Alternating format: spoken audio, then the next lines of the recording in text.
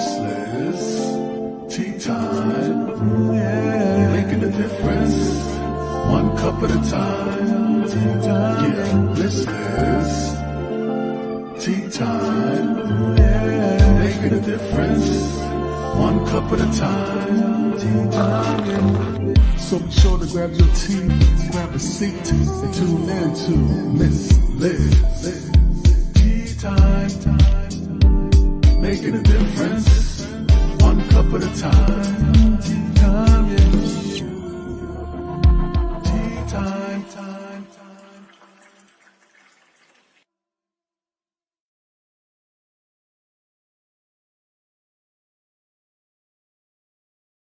Well, welcome to Tea Time. That's right, Miss Liz is back. And yes, I still have a little rough voice from last week. I'm still getting over a little cold.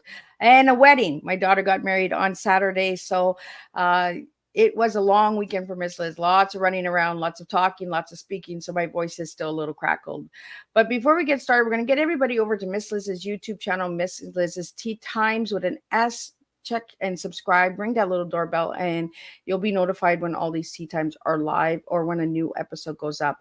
You can watch all these tea times at any time, morning, afternoon, evening, in your car, in your home, at a picnic, at an event, whenever you feel that you need to pick her up, or check out Miss Liz's Tea Times, because I have over 300 plus tea time interviews with guests from around the globe with all walks of life and all different topics, because we do not serve a beverage in this house. We serve tea with storytelling and words. So today I have the incredible Risa August here, and I am excited to have her here. Yes, we had a little bit of hiccups this morning. And she had some personal things, and we thought we might have had to reschedule it, but things have worked out, and she is here. So we are continuing on with our tea time this afternoon. So let's get the disclaimer going and the a bio on Risa, and then we're going to get Risa in here. And today's tea is thriving, expansion, and audacity in a good way, not in a bad way. So we're going to get that out there. So again, the disclaimer for Miss Liz's Tea Time live show. Miss Liz, myself, is going live using StreamYard. Before leaving a comment, please grant StreamYard permission to see your name at StreamYard.com.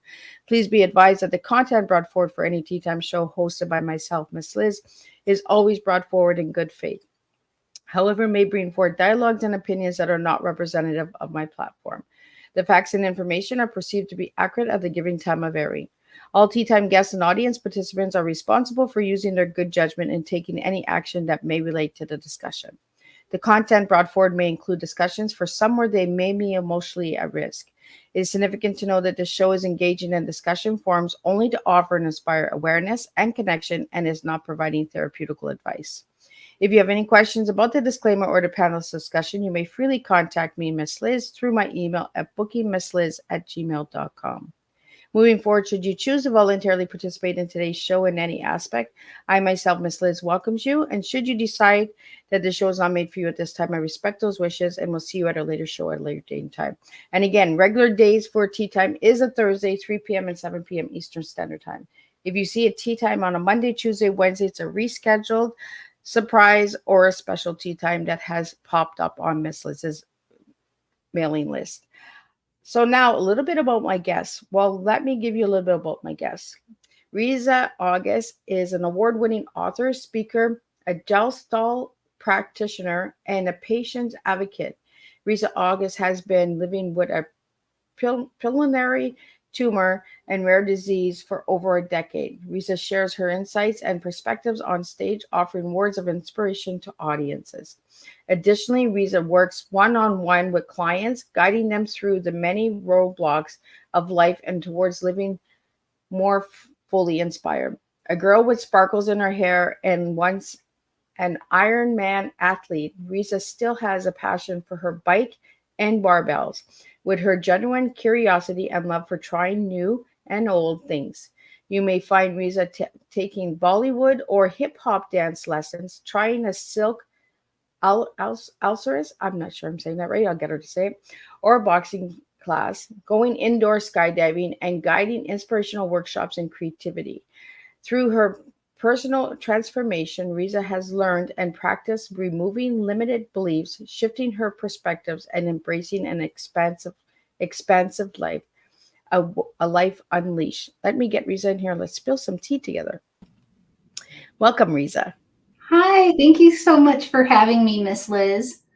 It is an honor to have you here. I've read a little bit about your book and all of the journeys. So we're going to talk about a couple of journeys today because I went and I did my homework and I found a couple other things you did besides your bike ride from Canada to Mexico. You've also done a couple of other journeys that we're going to talk about today. So Risa, let's get started with who you were as a little girl and who you are now. I was the very shy, quiet little girl. I was very obedient, well behaved, well mannered. Also, had to do everything perfect. I wanted to be seen and acknowledged for how well I did everything. And yeah, I feel like I had an older soul even as a child. I feel like I always really had a more depthful way of thinking um, and a really strong awareness of the people and environment around me, even at a young age. And I would say some of that still holds true today, although I'm letting go of the perfectionist. I'm letting go of just having to be obedient and do everything the way everyone else thinks I should do it. And I've broken away from that shyness, and not that I still do get shy at times, but I definitely have learned to use my voice and speak out more when it's appropriate. And I think you'll learn about some of that as we continue our conversation. So Risa, you mentioned perfectionist. Where'd you get that from? I think it was I grew up in a fairly dysfunctional household, and I think sometimes, as you know, well, for me, I'll speak for me, but as a child, I felt, okay, if I do everything perfectly and if I do everything really well and I listen and I'm well mannered and well behaved, then my parents will love me, and maybe they won't get divorced, and maybe they won't fight anymore. And you know, even with my siblings, I think if I just try to do everything right and please everyone else and, well, be perfect, Yeah. then perhaps I'll be able to keep the peace and receive love. I asked that question because a lot of perfectionists come from dysfunctional homes because we do want a perfect home, right? Everything is so dysfunctional that we're just like, how can we make it perfect? What do we need to do to fix it, right? We take that ownership of it's me that's breaking everything. It's me that needs to fix everything, right? Um, and for a lot of my listeners out there, I have a lot of survivors that listen, and that uh, you know, a lot of us put on that perfection role and take that ownership and say, okay, it's me that has to fix it. If I'm just a good daughter, I'm just a good son, mom and dad will stop fighting, the home will go normal, right? But it's also a sign that that there is trauma in the home, there is things that need to be fixed, and it's not us that needs to fix it. We take on those roles as children and we grow up fast. And that's what I got from your story when I was doing my homework on you, Risa, is just the traveling you've done. It kind of gives you that I got control of this. I'm gonna do this. It doesn't matter how hard it is. I'm gonna fix it. I'm gonna get to that goal, right? And you really have inspired me and by reaching out to me and saying, you know what, Miss Liz, I'd like to have my story heard. And by me getting to do my research on you, Risa, I seen that there was a lot of similarities in our stories, but yours was the journey of the traveling. And traveling, what kind of adventure has that been for you?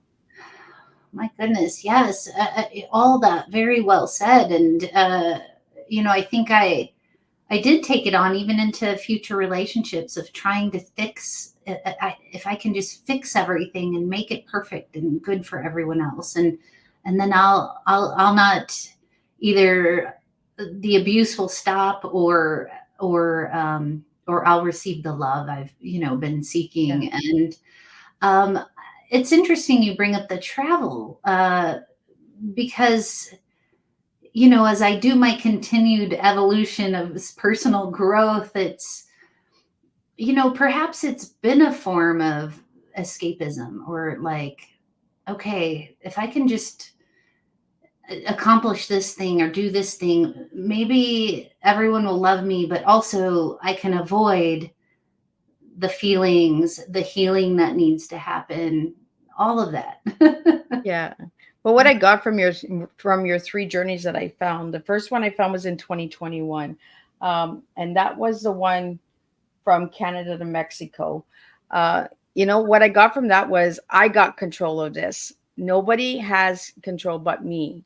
I know that this is a goal I set for myself and I have to accomplish it.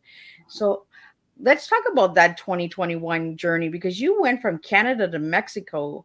And I believe it took you, how many days do I have here? You did 1,845 miles in 41 days and 12 cyclists with one brain tumor named Bubba. So let's talk about that journey. Sure. Yeah. So I rode my bike from the Canadian border to the Mexican border down the Pacific coast. And I went into it thinking it was going to be, I thought I would bounce back from my brain surgery and radiation treatment, and it was going to be my trip, and I was going to prove to the world that nothing's got me down. I can do this, and I don't need help, and I'll just take care of all of it. And so I hired a van with 12 other cyclists, and it transported our gear for us from town to town. But I was still determined to, not engage with the other 12 cyclists. I was going to do this on my own. I didn't need anyone's help. And, the story ends very differently than it begins, but I won't give away too much. Yeah,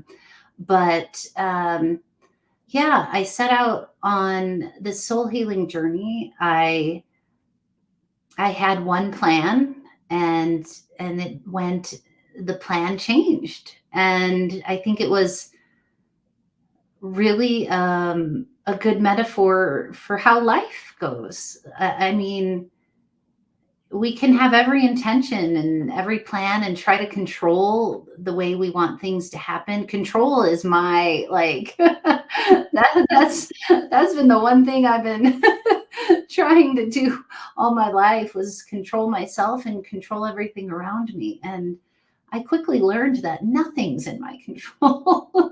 Yeah. Well, like it this morning, that was out of your control, right? But we had that good communication, and we went back and forth for a few hours, and look, we're here. Yes. And I think that's the best thing in life, is when we don't have control. That's when the best moments happen. The best experiences, and that as well. Yeah. The number one thing that I got from the journey from Canada to Mexico was, did you just wake up one day and say, I'm going to do this? Or was there months of planning? I was following brain surgery and 6 weeks of radiation treatment. I went from being an Ironman athlete, so a pretty hardcore, intense athlete. And all of a sudden I'm stuck in these tattered gray sweatpants on the sofa. I could barely get to my mailbox and back. And I felt like I had a choice in that moment. I felt like, okay, this could be my life. And to me, that felt like no way to live. It just felt like death to me. Yeah. I don't mean to sound over dramatic, but that's really in that moment how it felt. And I said, so I can choose this, or I can choose to live. And what does that mean?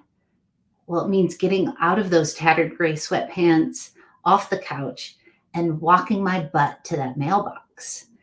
And that's what I did. I chose to live. And I said, okay, now I need some goals. I need something to live for.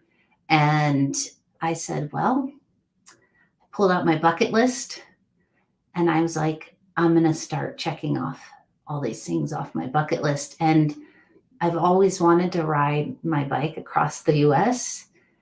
And I found this particular bicycle route from Canada to Mexico. And I was like, that's the one. And I just signed up. I signed up that same day that I made that decision to live. And then at that point, I was like, okay, I have 14 months to get ready for this ride. So it took 14 months of planning.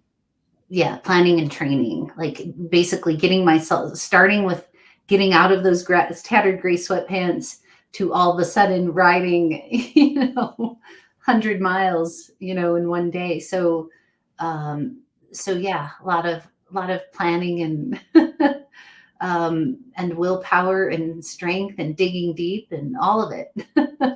Well, that's the one thing that I wanted to get out there, was because a lot of my listeners think that, oh, you wake up one morning, boom, it's done.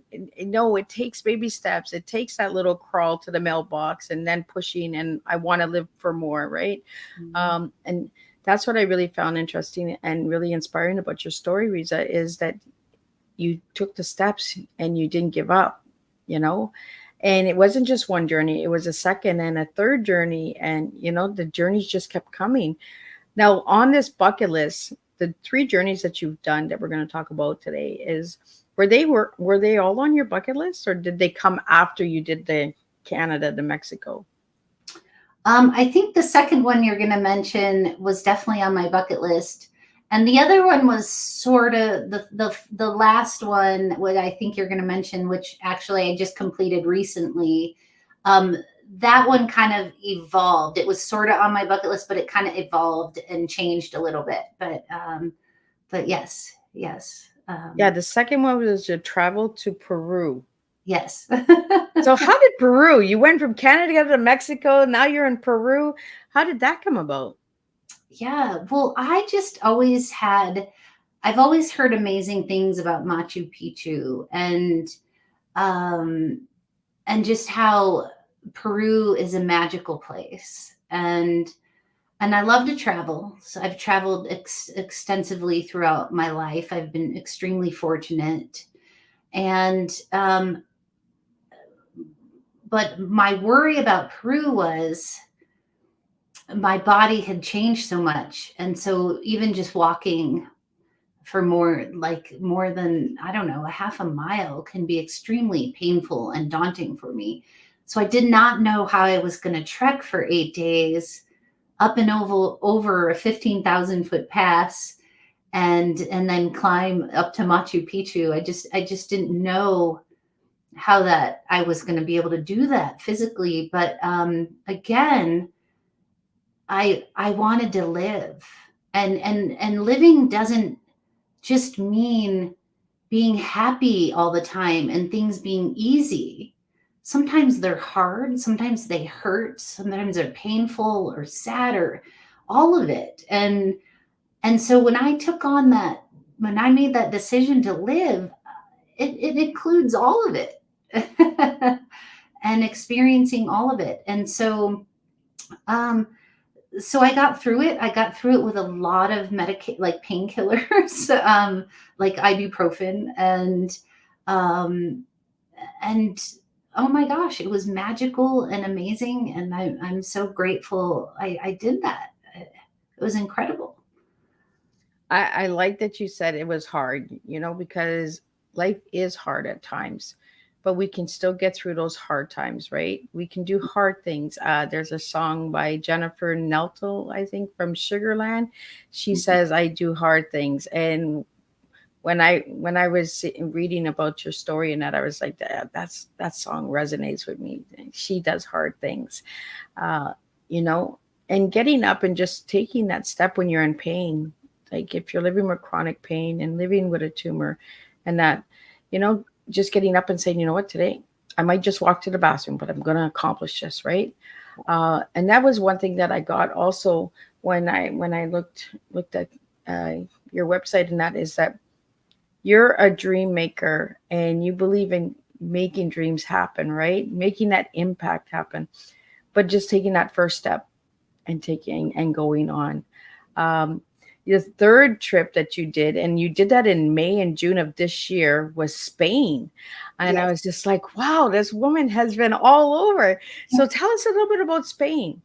Yes. I always had this. So, following brain surgery and radiation treatment, and I'll just give people our listeners a little background here. So I was diagnosed with a tumor at the base of my brain on the pituitary gland. And it's a cause of rare disease called acromegaly that breaks down, essentially destroys the body over time. I did brain surgery. They couldn't get the entire tumor because some of it's wrapped around my carotid artery. So I went on to have radiation treatment, and so I'm still fighting the battle and trying to find a treatment that works. With that said, following surgery, my body could no longer run. I couldn't do Ironman races or triathlons, but I could still bike. And so I really, and biking was always my least favorite thing. But I took it on, like, okay, this is going to be my thing now. And so I had these dreams of, there's this 2,000-mile journey across Europe, and that was on my bucket list, and that's something I always wanted to do. And as the years passed, my body's changing, and it's not as easy to train for something like that again. And so I found the Camino de Santiago. It's a 500-mile pilgrimage across northern Spain. Most people do it on foot. There's few people that do it by bike. And I thought, okay, I can't do it on foot, but I'm going to go by bike. And 500 miles felt more attainable to me at this time, at this period in my life than that 2,000 miles that I initially had my eyes set on. So I set out in May to ride my bike solo this time, not with a group of other riders. And it challenged me in every way imaginable, physically, mentally, and emotionally. I thought I was going to die out there. And again, people ask me, how was that journey? And I say, it was horrible. Like it was challenging in every way.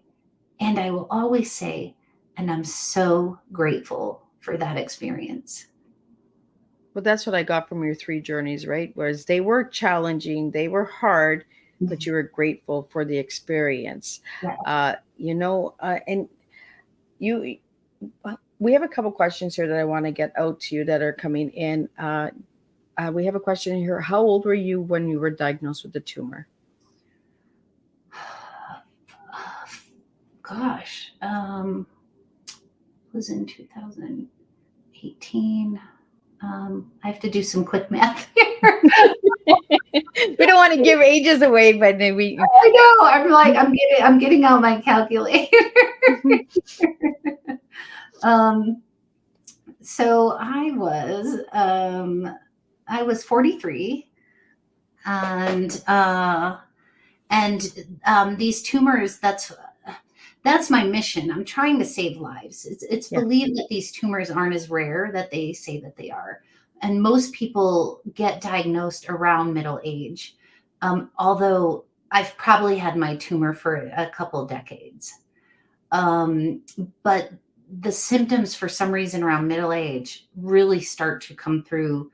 And even at middle age, they're difficult to diagnose because the symptoms are things like fatigue, joint pain, like hot flashes, like, it's things that you can describe or explain away as something else. And so oftentimes it just gets overlooked. Yeah. And so I'm out to let's get people diagnosed earlier because their future could be a very different future than mine if you get a earlier diagnosis. And so that's my goal. Yeah. Well, I Yeah. think it's deeply important to get the awareness out there, right? Because I hadn't heard of that illness at all. Yeah. So when you came to and shared that, I was just like, "Oh, what is this?" You know? Right. And that's the number one thing that I'd like to do with Tea Time is get that awareness out there, right? Teaching educational awareness that there's so many different illnesses and diagnosis and mental health and stuff out there that we don't speak about, that we don't get out there and get it out there. So this is what this platform is for, is to get those stories out there. Risa, you gave your tumor a name, Bubba. Why that name? Because I kind of think it's pretty cute. Me and Yes. Bubba's going for a ride, right? Well, my life will no longer be easy or smooth, or it's just the reality of it. It's not, I'm not trying to be a negative or anything. It's my new reality. And so I thought, okay, I can fight my body. I can resist. I can be angry or upset. And I decided, no, I need to shift my perspective. I need to look at life differently.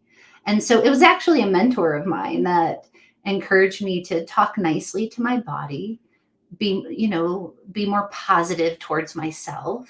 And she goes, and maybe you should even name your tumor. And I was like, you're nuts. That's ridiculous. But then I started trying it on. I'd be in the car, maybe going to another medical appointment, because I was having weekly medical appointments, and I'd be like, all right, you're really pissing me off, or, oh, this is getting annoying, or, okay, I have to talk nicer to you. And I just started having conversations with this tumor, and I would try on all different kinds of names, but Bubba is the one that stuck.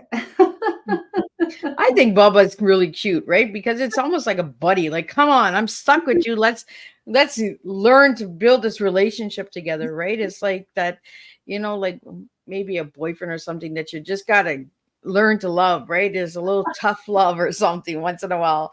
But I like the name Bubba. I think it's cute, and and it's a good way to get frustrated as well. Like, Bubba, you're pissing me off. Like, Bubba, like, I'm tired of you. Like, Yeah. um, He was my nemesis in the beginning, and now, I've shifted that around as well, and he's now my cheerleader. So yeah. Well, see, that's what I mean. Like, you took a negative and turned it into a positive, and that's exactly what you've done with your life as well with these books, right? So you have the one book, correct? Yes. So Yes. how did you get the title of that book? I know that you traveled border to border, but I like that it's really just simple, but it's a nice title. And tell us a little bit about the cover and all of that. Yeah. So The Road Unpaved. It's a metaphor for our lives. Our lives are like a road. Rarely are they ever smooth and straight. We have those moments in life. Like, I've been on my road bike, and I've been on a newly fresh paved road, and it's so smooth and wonderful. But that's rare. There's always twists and turns, bumps in the road, potholes. Sometimes the road's not even paved. It's a gravel or washed out, and you have to take detours. And so it just really felt like such a metaphor for life for me. And then, as a road cyclist, I spend a lot of time on the road and face a lot of those obstacles. And then as far as my cover design goes, it's really colorful. And I ended up being, I was only supposed to be in the hospital for 2 days. I ended up being in intensive care for 10 days. And, there's a specific experience in that book that I talk about that happened when I was in the ICU. And it really changed my whole perspective on life. And so life became more colorful for me. It became, I wanted to do everything. I really fully wanted to live. Like, I wanted to see the world and try this and try all those restaurants I've always said I wanted to try, never did, or take the dance class I always wanted to take, or do the cool things that I always said I wanted to do. Life became more like incredible and precious. And so when you ask me what my favorite color was, it's all the colors. Life is meant to be vibrant and full and beautiful and amazing and fun and all the words I can think of. Well, yeah, because when I asked you your favorite color, you said rainbow. And and I was just like, I can see that in the cover, like the rainbow of the bike, on how the colors are changing, right down to the gravel. Yeah. And it is a metaphor of life, right? It is the steps of life. On top, it gets heavy, then it gets lighter and lighter, and the colors get lighter, right? You start with the dark reds and purples, and then you get down to the nice, soft, calming blues. And I could see the rainbow. I could see the transformation just in the cover. You don't even have to read the book, guys. You just look at the cover and you can see that there's a journey among the pages of that book.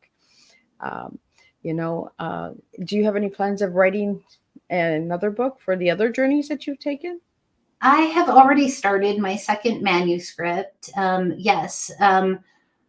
At least one of the other journeys will be in my next book. I've had a lot of people ask, well, what happened? What happened after that? And we'll see. We'll see. It's this first book has been a lot of work. So I don't know when that next book will get out. And I'm also have some other ideas that are in the works. Other projects, fun projects that I would love to include the world in if they come to fruition, or when they come to fruition, I should say. Well, what I really like is that you have a bucket list, right? And you're checking the stuff off. Sometimes, and it's not overnight bucket lists that gets answered. You put a lot of work and effort into all of these journeys. We have a question here for when you took the ride in Spain. Was there a reason why you did the bike ride over walking? Yes. So physically, it's very challenging for me to walk. It's extremely painful. What the disease does is it changes all the bones and tissues in your body, so nothing fits together like it used to, and so it just breaks the whole body down over time. And so again, hiking, walking, because I used to love mountaineering and backpacking, and that will no longer be a big part of my life anymore. So I mean, I get sore just walking around like Costco for an hour, So that's a concrete wall and floors as well, because I get a sore back walking in those stores. I'm just like, can you not put carpet on the floor or something, like make it softer for my back? Yeah. But yeah, cycling has less impact on my joints, and so it's a lot easier and less painful for me. Well, and sometimes riding a bike is a lot easier than walking, and it gets you to the place faster too by riding a bike. Yeah, sometimes it's easier, sometimes it's harder. Yes. Yeah. So on your bucket list, Risa, do you have another journey in motion for the future, or are you taking a break from traveling? I definitely don't want to stop traveling. My journeys just might look different. I'm very interested in doing they're called bike and boat tours. And so you hop on a boat, like a river boat, and you're taken to each port. And then you get off and you ride your bike for the day, and then you get back on the boat at the end of the day. If you don't want to ride your bike the next day, you don't have to. And so physically, I just, my adventures may look a little different. And so, but currently I'm actually in the midst of a new adventure, which is, it's actually unlike any other adventure I have. I just bought a home, and on my own, which is a a big deal for me. I'm used to being a more free spirited and not tied to one place. So this is actually quite the adventure for me. I've already just have experienced a lot of funny or different or challenging situations with being a new homeowner. So I can see that because you're a traveler, right? So staying in one place, that's got to really be a tough one for you. It is. And I still do like small weekend adventures and stuff right now, and I'm thinking of like renting the place out and, taking off to another country for a few months. So, so I think the exciting thing about my whole shift on my perspective in life is not being tied to one thing. Like it doesn't, okay, so I do have this new home now, but it doesn't mean I'm tied here. I'm not going to put those constraints, those imaginary constraints on myself. Like it doesn't mean I'm stuck. Like not, I still can go away and it just might look different now. And so again, it's not limiting ourselves to, well, this is my circumstance now, so I guess this is where I'm stuck. No, I don't believe that at all. I like that word stuck because you're just taking it and you're saying, no, we don't need to stay stuck. Like I can rent out my home, I can still travel, Yeah. so you have some solutions out there. And I think that's really encouraging. If we feel stuck in life, you can still travel, you can still get out and do stuff. You might not be able to do it the way you want to, so you find a different way of coming at it, right? Exactly. There's always another way. The Camino in Spain was a perfect example of that. Most people hike it. Most people walk. I could not physically do that. So I did it by bike. There's always another way. So use that as a metaphor in your life, I like that. There's always another way, guys. So you hear that? There's always another way of doing things. And I always say, have a plan B, C, D. Like everybody's like, oh, I have a plan A. Well, okay, but what if plan A doesn't work? You need to have that B and C and D, right? Especially this weekend that just passed, I had to have a plan B, C, and D. Like, things just come up and you're just like, that's not the way it's going to be. So you have to be able to adjust to the different things that you can do, right? Yeah. So let's talk about your tea, because you gave me 3 incredible words and you made sure that the audacity was in a good way. She had even put that in brackets when she sent it to me. So let's talk about the thriving and expansive, I think is what you gave me. Mm-hmm. And then audacity, but in a good way. So let's talk about those 3 words. Why those 3 words? Yes. So,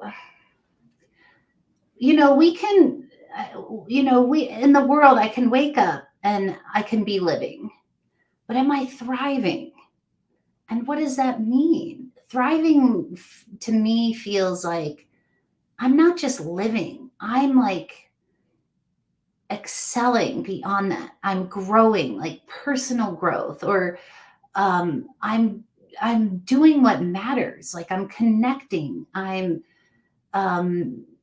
doing good in the world. I'm inspiring. It's all the things that, I think, right. What's coming to mind is like a plant. Like, we could have house plants and they can be getting by and growing, but man, you stick them in the sunlight and a little extra water and they just blossom and they're thriving. Right. So I just put myself in the right conditions so that I thrive. I don't want to just live. I want to thrive. And so that's what that word means for me. And then as far as expansion goes, or expansive, I think I want to be open to all the possibilities out there in life. And I want to allow myself to expand and grow. I don't want to, I used to be very judgmental and I guess I'll say narrow in my thinking. Like I always thought, like, why wouldn't people operate the same way I do? Why wouldn't they think the way I think or believe the beliefs I have? Or I was just very rigid in the way I viewed the world and other people. And And now I've just expanded. Like now I'm just more open. I'm more patient and kind and compassionate and understanding. And I don't even always have to understand. That's the thing. I don't have to understand it. Like sometimes it's okay if I don't, you know? So expansive just means open to everything and all things, like, and yeah, I think I'll leave it there. But and then audacity to means guts, grit. Oh, I like Like, that. I yeah. like that. Like I like courage. Like I just have the gumption or the gall to go out, and then I'm just, I tried. You talked about the Silks aerialist class I took. So if you've been to like Cirque du Soleil, or like you see the aerialists up in the air on the long ribbons that hang down, or sometimes they're on other contraptions, but I was just like, that's always something that, like, it looks amazing, I'm gonna try it. So like, I don't know, I'm not as graceful as I used to be, but you know what, I have the guts to try it anyways. So again, I don't want to limit myself. So to me, that's what audacity means. I really like that, Risa, because I say it all the time. If we don't try, then we live with regret, right? Yeah. I'd rather live with trying and failing and falling and saying, okay, well, that's not my cup of tea. I won't do that ever again, break an arm or something. And I'll be like, oh, okay, well, that'll heal. But, but if you don't try, you will never know. And that's what I got from your 3 journeys is if I didn't try, I would never know. Mm-hmm. I would always live with that, well, woulda, coulda, shoulda, but you can say, I did it. And was it hard? Oh my goodness. Yeah, it was hard, but I did it, and I think that that's really inspiring for the listeners, and, to understand that if we try, sometimes it's going to be hard. Risa has shared that it was hard. She didn't think she would make it, but she did. And she's here to share the story of it. So, I want to get into these sparkly lockets. I was just like, wow, from bike riding journals, traveling to these sparkles. What do I have here? I have the Lucky Locks hair sparkles. Mm-hmm. And I believe you're wearing sparkles in your hair today.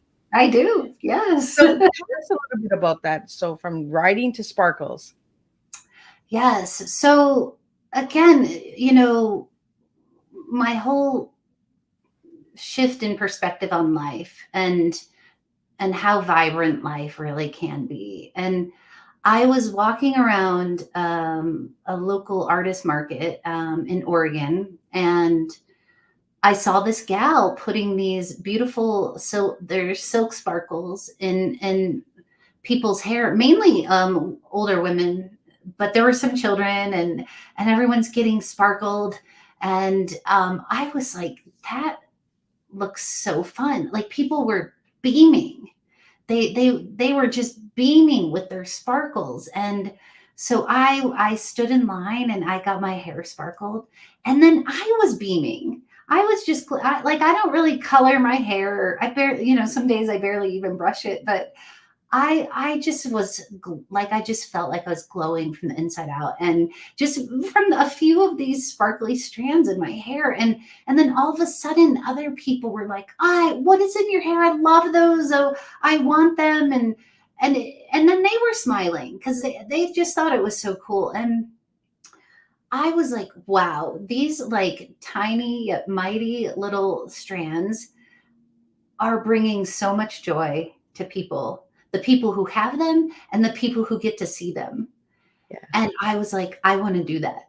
I want to bring joy to other people. And so I talked with the gal who was doing this, and her company's luckylocks.co, and a little shout out there, but she franchises mobile partners. She calls them mobile partners. And I got set up with her, and now I do it. And I was actually featured in Women's World magazine for it. And my gosh, I go to conferences, like it's seriously like, do me, I want the sparkles. Like, it's just like, and it fills me, like it just fills me. And I mean, I will do it till I can barely stand anymore, because I love it so much. I love how happy it makes people. And so that's really the driving force behind that little side gig. Well, a little sparkle goes a long way, right? And Yes. it's the little things that make life magical, I find. Right. Keep that little child play in you. Bring that little girl out. Like all girls and even guys like sparkles once in a while. Uh, Yeah, I've done some men's beards before, and oh, look at that. So now I'm going to take you in a different journey. And that's what we're doing. We're just doing different journeys today with Risa. I want to talk about, what do I have here? Touchedbyahorse.com. I want to talk about that a bit. So what is touchedbyahorse.com? So Touch by Horse is actually my current employer. Like, so I have my business as a coach, which is Feather and Sage Coaching. And then I work for Touch by Horse. I actually run the operations for Touch by Horse. And I work for a woman who I've been working with her for 13 years now. We call each other family. But she started a company that partners,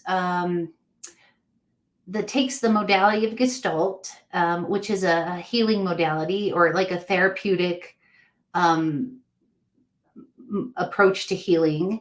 And she partners with horses. And what she did was she started noticing that horses really are tuned into people's energies. And they're extremely, it's hard to describe in words. And I think anyone who would tell you about equine Gestalt coaching would have a hard time putting it into words. But horses are very in tune to energy. Yeah. And so my boss, who I work for, she went on to, she noticed the connection between the horses and the humans and the energy, and she went on to create this incredible healing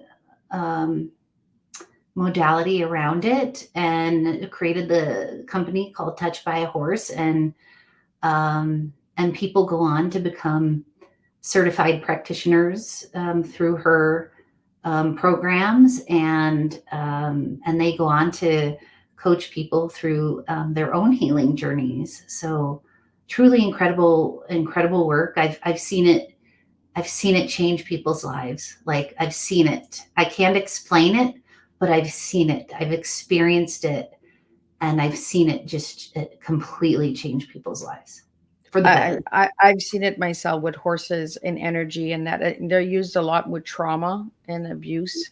Yeah. Because to build that trust again, right? So you have to trust the horse has to trust you. So a lot of deep healing, deep energy is worked with horses. When I seen that, I was like, oh, that's interesting. So now we're going to switch it up, and we're going to go to the feather and sage. So where does feather and sage come in? Yeah, so I actually went ahead and got certified as a Gestalt practitioner myself, because I saw how the work healed me and how it was healing other people. And so I branched off and started my own coaching practice, which I call Feather and Sage Coaching. And so I work with clients one-on-one, and to help them through their own personal healing journeys. So Risa, you've really done a lot of different journeys, right? Bike riding, walking, Ironman, dancing. Do you still dance today? Yes, I think I just recently took some West Coast swing dance classes. So yeah, so I'm always trying, something new for sure. So, and Risa, you also do speaking as well, correct? Yes, correct. So, when you're speaking on a stage, what is your main topic? Yes, it's typically around mindset and limiting beliefs. Yep. And so I just did a talk for women over the age of 40, and um, how women over the age of 40 are perceived in the world, and how I'm like, oh no, no, no, we're not going to limit ourselves, and we're unstoppable. Like, Yeah, we and get to a certain age and we're like, no, we're done. well, we get to, let me rephrase it. We get to do it our way now, Yeah. like not what everyone else expects of us, or um, thinks we should do. But and so I just did a wonderful talk this past weekend, um, around not limiting ourselves, um, and living life on our terms. So yeah, it's typically around mindset. Yeah. So, Risa, I want to get into your favorite word that you gave me to describe yourself, and it's resilient. Why resilient?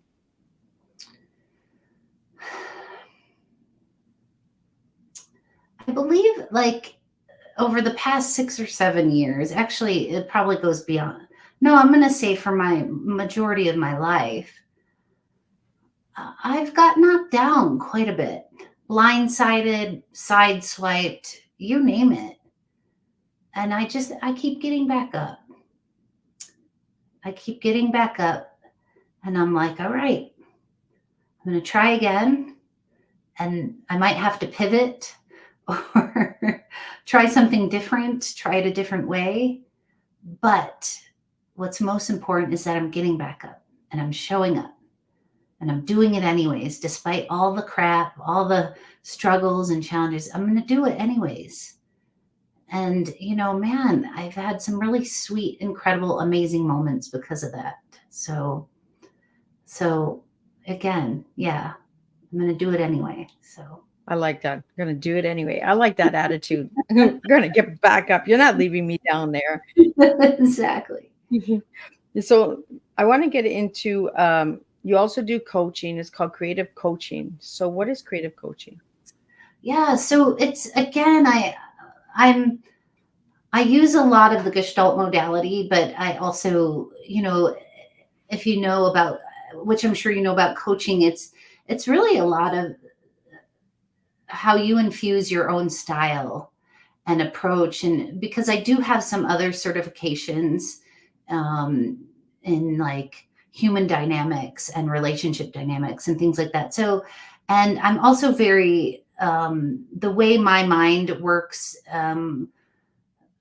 is a lot, there's some solution based stuff as well. Like, you know, I believe we all have the answers within us, but sometimes we need a little help or guidance or suggestions. And so, I know I appreciate that when I am working with a coach or therapist, is like, okay, I know I have the ability within me, but I need some help here. Yeah. So I that's why I coined the term creative coaching, because sometimes it's going to take a little bit of this, sometimes it's going to take a little bit of that. We might have to infuse some other things. And so, I really like that, the fluidity of that, the flexibility of that. Like, sometimes we just have to go with the flow with what's in the moment.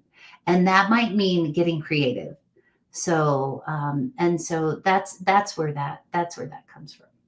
I love it. Yeah. We got to get that creative side out there and really just get out there. You also have Living Unleash. What is Living Unleash? Yeah. So this comes from, I was actually sitting in a therapy session, and this was when I was going through my major transformation following brain surgery. Everything seemed to be changing in my life. It's like, it just felt like this huge upheaval. And I remember in this therapy session grabbing my chest saying, I just want to unleash. There's like all this within me, and I just want to unleash. And I'm afraid that the world or the people in my life won't accept it. And And I remember talking to my dear friend and mentor. I call her I call her wise old sage. She's she's just such a grounding place for me. And she said, "Huh, Risa Unleashed. I wonder what she's like." And then it just took off from there, and it became my handle, and it became the way I was going to live life. I wasn't going to live by anyone else's constraints or my own self-imposed constraints anymore. I was going to live life unleashed. So I want to ask you about the MBCT, the mindfulness-based cognitive therapy. What is that? Yes. Well, when I was in the midst of my healing and, kind of house contained to my home through my healing, and I needed something to keep me going. And so I took up painting. I don't consider myself an artist, but I took up painting, and I started realizing I was so focused on the painting. It took me it took me away from focusing on what my body couldn't do anymore, or the pain I was facing, and it was really a mindfulness practice. And I was like, wow, I need to infuse this more in my life. And so I got my certificate in guiding others through mindfulness practice. And it really gets us out of our own negative thinking and focus. And know what the interesting thing that came out of that? My art pieces went on. I sell them worldwide now. I'm not even I never considered myself an artist, but that's what became from that mindfulness practice, were these beautiful pieces that helped me through some really hard healing times in my life. So, well, I think it goes right back to the limiting beliefs, right? yeah. You were like, oh my goodness, I can't do this. What is this? Like, who's going to buy this? Like, we overthink so much in life, and we make it so complicated sometimes when it's so simple. It's almost like the mind kind of triggers us, right? And it says, think negative, where we have to push ourselves to think positive, especially in hard situations, and especially when you're living with something that is changing your life and changing the daily routine, and you have to come to acceptance. Acceptance is a huge thing, living with the brain tumor, because you have to say, okay, I can't do that anymore, but I can still do this, and that's what I got from your story, Risa, is that, I can't do this, but I can still do this. I still got the guts to try. They're telling me I can't. Let me try. Let me see if I can. So what final message would you have for everybody today? Yes, don't let anyone limit you. Don't let anyone else tell you what you can or should or shouldn't do. You get to determine that. You get to decide that. And it might not go exactly according to plan or the way you want to do it, but you get to still make that decision to try. Yeah. So, Risa, if anybody wanted to reach out to you to have them on their podcast or speak at an event or anything, how could they reach you? I would say the best way would be to go to my website, risaaugust.com, and it's Risa with one S, RISA, August.com. And you can fill out the contact form, or my email is also on my website, and you can email me directly, and I would love to connect. And do you have any upcoming events that you'd like to get out? Oh gosh, I have a couple author events in the Denver area coming up, and I also post most of my podcast interviews on my website as well, and I do have I do list speaking events and things on my website as well. Awesome. Well, thank you so much for joining me on Tea Time. It was a pleasure having you here. Thank you to the listeners and audience who have sent questions in and sharing your support, saying that you're watching. I truly appreciate that as well. If you guys would like to know more about Tea Time, you can check out Miss Liz's website at www.misslizsteatime. I will be back tonight at 7 p.m.